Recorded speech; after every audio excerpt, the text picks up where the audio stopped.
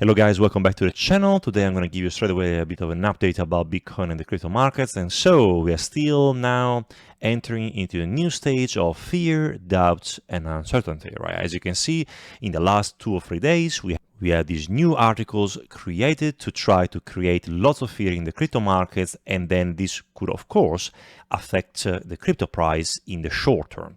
Number one bad news is that Silvergate, one of the biggest cryptocurrency banks, has suspended the crypto payment network, and all the shares fell within hours. Now, Silvergate is one of the biggest banks, and we saw this crazy drop in Bitcoin from roughly $24,000 to only $22,200, $20,100, and it was just in a matter of roughly minutes, right? And some argument, right, with that if Silvergate is going to go bankrupt, this could pose another crash in the crypto markets. Bitcoin is going to go down to 14,000, etc., etc., right? So, but again, it's funny because all the time these bloody articles, right, they came out after we said 3 or 4 weeks ago that Bitcoin was about to correct, was about to go down, and then suddenly the price crashes to where we wanted to go, and this news comes out all the time. So it's incredible how they try, to manipulate the market. And the other question, the other interesting news as well is that is about Ethereum as well, the Shanghai upgrade that could bring hit price volatility. So what happens is with Ethereum, lots of people that were staking their ETH for a long time, and now with this Shanghai upgrade, are going to be able to unstake their Ethereum. So, which means that what they're going to be able to do will be to sell them and then put them into the market. Of course, if you are able to unstake all your Ethereum and then you're going to put them back into the market, they could cause an increase in supply, which then is going to cause the price to drop. So today I want to give you a little bit of an update, where I think we're going to be heading next and what to expect in the next weeks or also months as well. Now let's get straight away into the chart, and I'm going to start by having a look at my favorite S&P 500. So the S&P 500 is very important because it's one of the major indexes, and as you can see from here, this is one of my really old drawing patterns I drew a long time ago, and it's showing that we are forming a inverted head and shoulder. Then this inverted head and shoulder here broke up this way. It touched this level over here, which was roughly which was resistance, right? So if I draw a Fibonacci retracement, right, it's going to show me that, we touched the level over here, right, at the 0.5 Fibonacci, and then after this, right, it was a big level of resistance. So we had a drawback this way. We retested this line over here, this diagonal resistance, and look what happened after. We had a beautiful break to the upside. So the question is it going to continue to go to the upside, and then where is going to be the next target? And the answer is I think is going to continue, and my target for the next, I would say, leg up will be from here now to roughly over here. So from 3,777, so we went up to 4,200, then we retrace it down to this level here to retest this diagonal line, and now we're going to probably go down this way.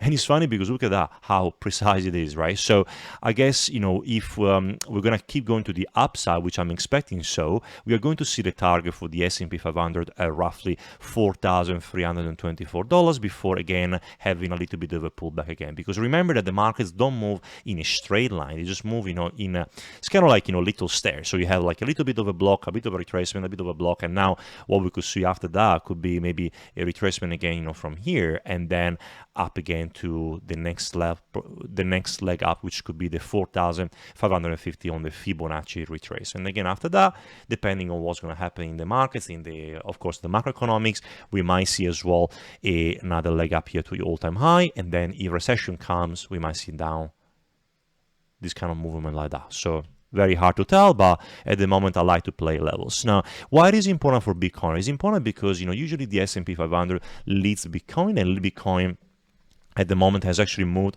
on the opposite direction of the S&P 500 because of the above mentioned FUD news, right? So let's get into Bitcoin so I can show you what I think is going to happen in the next weeks or months right now.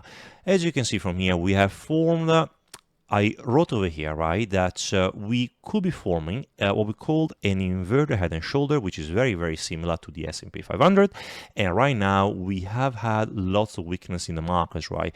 Bitcoin has forming now what we call a ascending wedge or an ascending channel, which usually is a sign, is a bearish sign. So it's a bearish sign, which means that what happens usually with an ascending wedge, we see the market, to have this big leg up like that, then it starts to go up this way.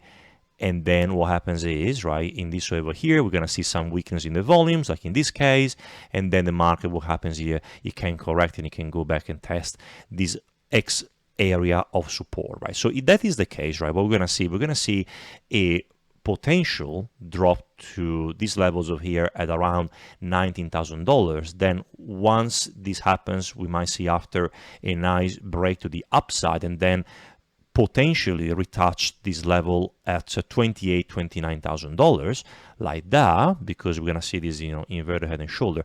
And as the inverted head and shoulder plays out, right, then what we're gonna see maybe a retest to the downside this way and then another shoot to the upside, which then is going to bring us to this level here at around $35,000 to $36,000. So to summarize, the target for the head and shoulder from here is roughly $35,000 to $36,000.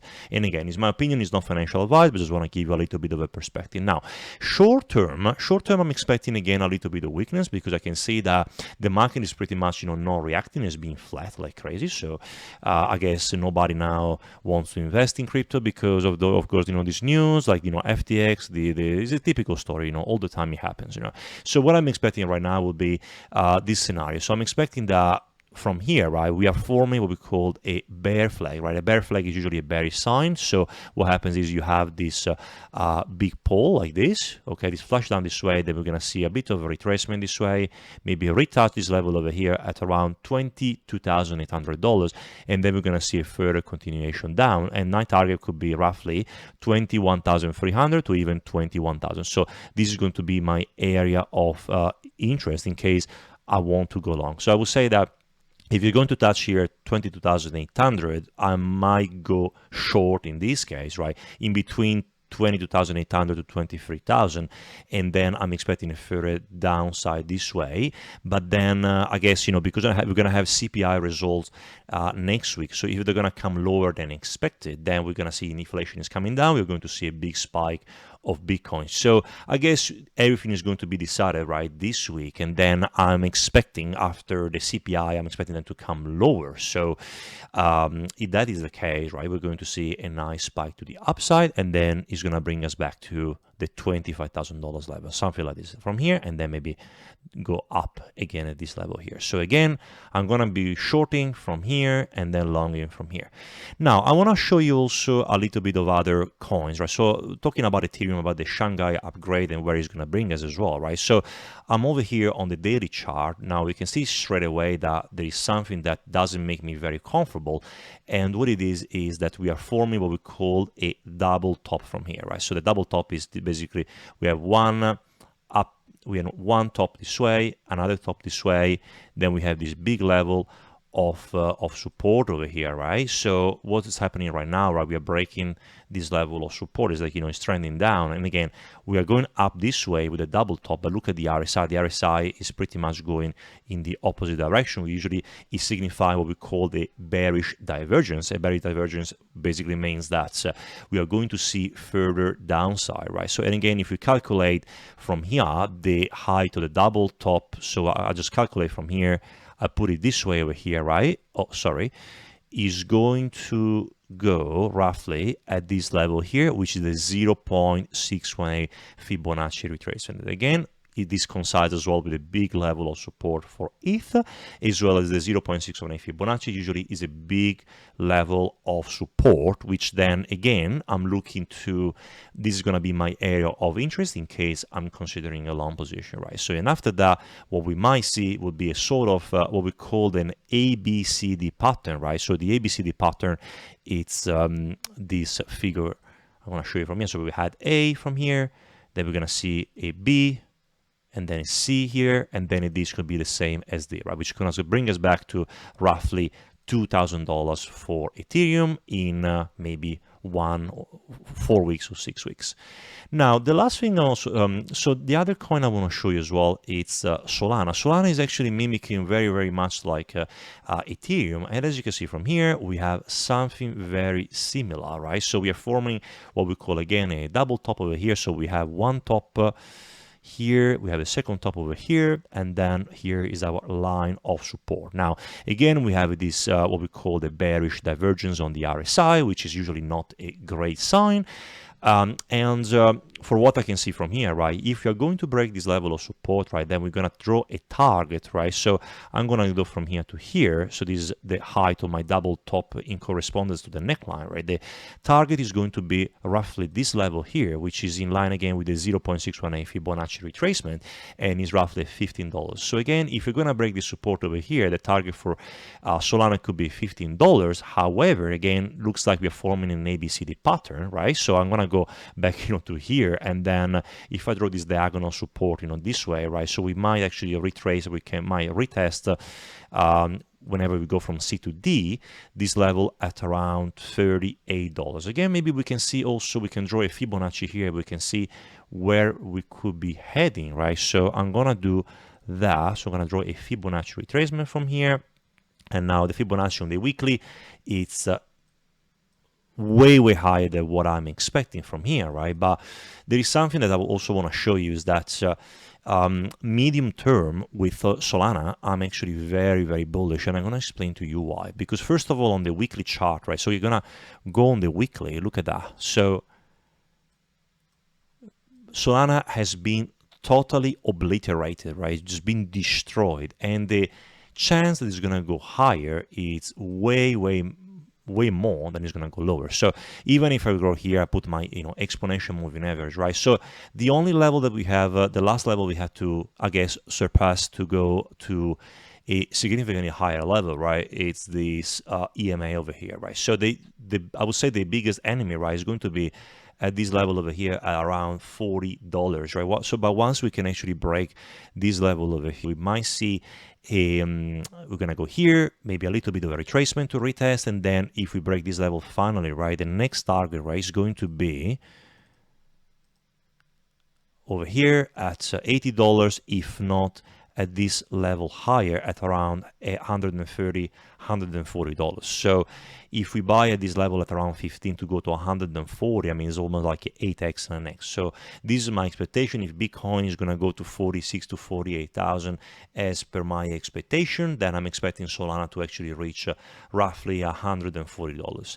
Now, the last thing I want to show you as well, which is very important, right, is the DXY, the dollar currency index, which usually measures the strength of the US dollar compared to other currencies like the euro, the Swedish crown, the Japanese yen, and usually whenever the DXY goes to the upside, the equity and also crypto usually tend to go down. So in this case, as you can see, we had a great reversion of the price, from the 30th of January, right? So we printed a nice bullish weekly candle, and now the DXY is actually pumping to the upside. So at the moment, right, from a weekly chart, overall still looks very bearish, because as you can see, we just broke down like this like crazy, and now it's trying to retest this Fibonacci level, which was, and also the Ichimoku candle here, which was rejected. So what am I expecting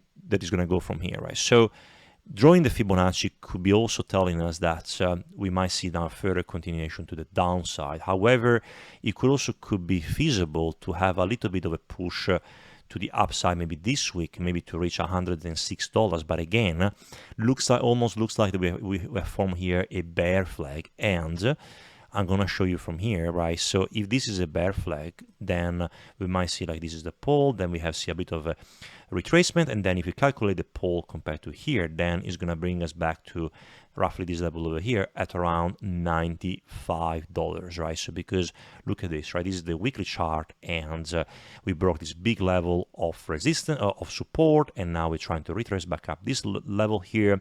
So the target could be that we might retrace up to the 0.786 Fibonacci, which is $95. And then from there, in case we're gonna have a recession, I hope we're not going to have a recession, but it could be happening maybe at the end of the year or early next year.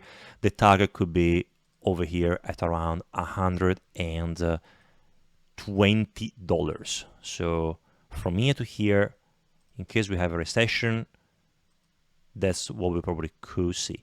And this is if this is the case, I'm expecting the US equities, Bitcoin, and all of that to crash significantly lower. So I guess this is my scenario. This is not financial advice, but that's what I'm expecting in the next, I would say, weeks or months. Thank you so much for watching this video, guys. If you have a comment, if you have a question, leave a comment down below, and I'm gonna see you in the next video.